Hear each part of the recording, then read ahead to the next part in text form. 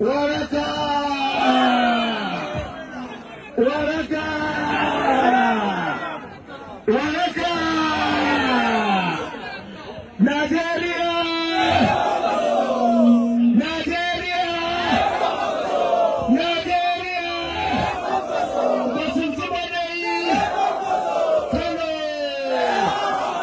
كنو كنو إن الحمد لله نحمده ونستعينه كما تقولون كما تقولون كما تبكي كما تبكي كما تعالى إن الحمد لله نحمده ونستعينه ونستغفره ونتوب إليه من شرور أنفسنا ومن سيئات أعمالنا من يهده الله فلا مضل له ومن يضلل فلا هادي له وأشهد أن لا إله إلا الله وحده لا شريك له وأشهد أن محمدا عبده ورسوله أرسله الله بالهدى ودين الحق ليظهره على دين كله ولو كره المشركون أدى الأمانة وبلغ الرسالة ونصر الأمة وجاهد بالله حق جهاده وجعلنا على المحجة البيضاء على الطريقة الواردة الغرباء ليلها كنهارها لا يزيغ عنها إلا هالك أو ذلك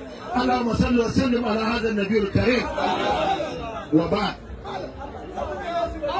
to minti biyu aka bani in je Yakubu amma zan yi tawa zan yi na Malam Ibrahim Shekarau dan ni shugabansa ne a wajen Malam Ibrahim Shekarau din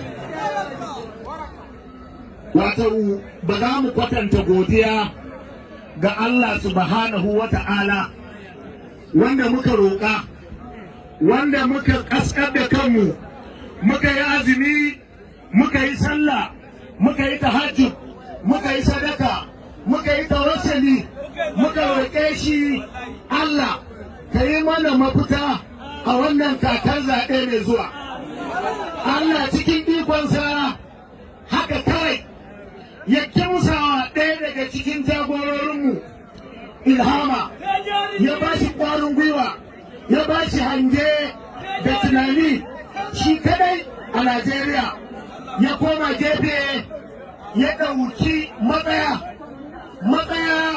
wadda ba ƙaramin mutum ne zai iya ɗaukar wannan matsayar ba matsaya wadda a Najeriya babu mutum ɗaya tun 1978 da Malam Aminu Kano ya fita daga cikin national movement kafin a kafa jam'iyyar NPN ya kafa jam'iyyar PRP amma ba mutumin da ya ɗauki irin matsaya irin wacce Dr. Rabi Musa Gogo sai ya ɗauka. Ya yi la'akari da halin da Najeriya take ciki ya ce ko fa magana ta gaskiya ko ta ware ko ta warware ya yi shela ya ce ina waɗanda suke da ra'ayi irinmu ku zo mu haɗu mu dunkule guri guda mu yi wani abu a Najeriya tun daga jihar mu ta Kano da idan mun tashi a gaban Allah subhanahu wa ta'ala kamar yadda malaman mu suka gaya mana Allah zai ɗaga kan mutum kamar yadda muke a nan a tsaye da ya ce haza Sulaimanu ibn Abdurrahman as-Sumali al-Kanawi man huwa alai haqqun falyati ila haqqihi a wannan rana Allah zai ce duk wanda yake da haƙƙi a kanka ya zo ya karɓa to duk wanda yake da ƙarfi da basira ya mallaki ƙuri'a zai iya yin wani abu ya canza bala'in da Najeriya take ciki da jihar Kano amma ya zuba ido ya koma gefe don tsoron hukumar zaɓe don kwaɗayin Central Bank don tsoron ɗan sanda don tsoron soja ya bar mutane cikin masifa sun hana karatun boko waye a gidansu ba koro ɗansa cewa wai bai ci neko ba mutane sun ce sai mun je makarantar boko talakawa sun kai ƴaƴansu makarantun boko yau sun zo su sun ce ba za su biya musu kuɗin neko ba a cikinmu irinmu wayanda aka ɗiba aka kai su almajiranta sun tafi sun haƙura sun koma wa Allah aka rinda bin gidajensu ana kama su ana dukansu ana yi musu kaskanci wai dole sai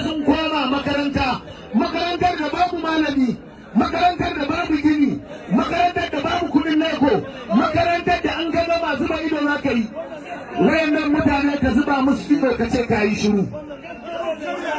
Ya zama wajibi ba doguwar magana zan ba, wanda duk yake so dan kusa da ya ce mara minkum munkaran fa yaghayyiru bi yadihi fa illa yasdi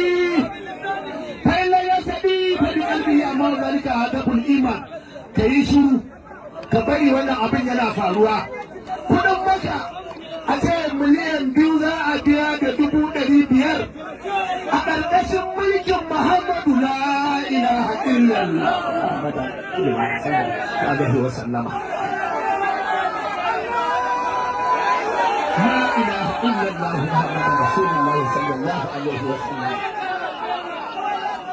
La ilaha illallah Muhammadur Rasulullah sallallahu alaihi wa sallam. A ce ganin kabarin annabi inda za a je a yi addu'a a roƙi masifa Allah ya warware mana masifu da muke ciki, a je a zaga ɗakin Allah inda Allah ya ce wa azin bin nasi bil hajji ya duka rijalan wa ala kullu rabi ya tina min kullu faccin ame. Umarnin Allah ya suka ce miliyan 2.5 a ƙarshe to hada 700, amma wayannan mutanen su ne suke cewa zaɓe idan ya zo suna da kuɗi suna da 'yan sanda. Na ce to ina fir'auna ina ƙaruna. To na kira gare ku wannan tsiyar guda biyu na faɗa, bari ga muku ta uku wacce da ita zai rufe. Zai rufe da ta uku.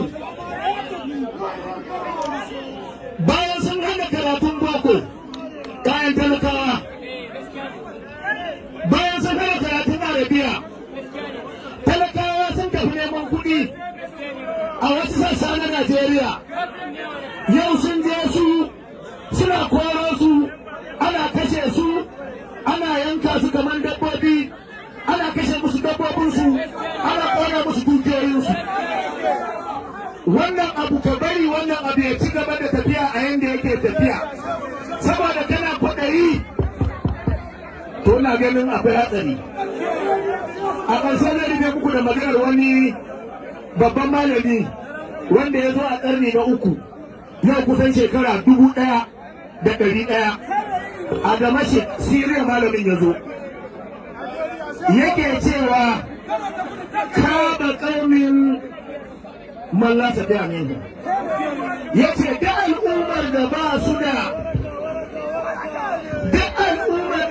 da ba na so in yi fassarar kalma da kalma, amma duk al'ummar da ba su da 'yan wato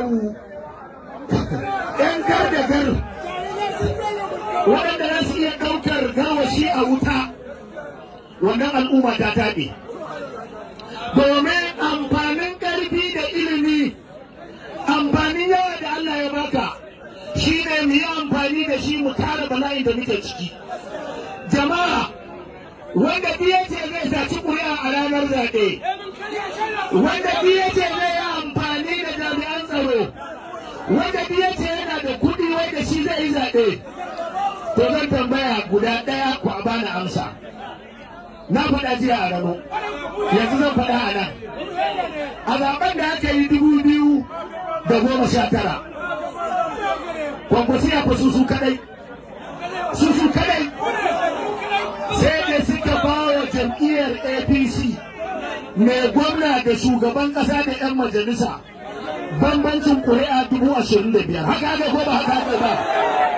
Haka aka ko ba haka aka ba? Haka aka ko ba haka aka ba? To yanzu a ƙananan hukumomi guda 44, duk ƙaramar hukuma da take Kano, zan gaya muku mutum biyu waɗanda da su ne ake cin zaɓe a wannan ƙaramar hukuma. Yau shekara 20 Allah cikin ikonsa a Sumaila ga ni na Zubairu Hamza duk abin da muke so shi yake yiwa. na tafi doguwa, in na je doguwa, ina ciyaman ɗin doguwa sau biyu da a wancan layin yake yanzu yana nan. In na zafin kure ina Rabiu daga Bunkure. In na zo Rano ina Jarumi abokina. In na je Bebeji ina Kofa. In na je Dawakin Kofa ina Joɗe. Idan na je Ɗanyawa ina Safiyanu Harbau. Idan na je Makara ina Beberi. Dukkanin ƙananan hukumomin nan kaf. A tudun wada zan iya ɗauko ma bullet. Ba ƙaramar hukumar da ba zan fito maka da mutum uku ba. To a ƙarshe idan Allah yana so ya taimake ka sai ya rufe idan amayyarka ba za su iya ganowa gaskiya ba, abin da zai faru sai ya zo shi ya faru kamar yadda aka yi a yakin Badar wa ma ramaita iz ramai walakin Allah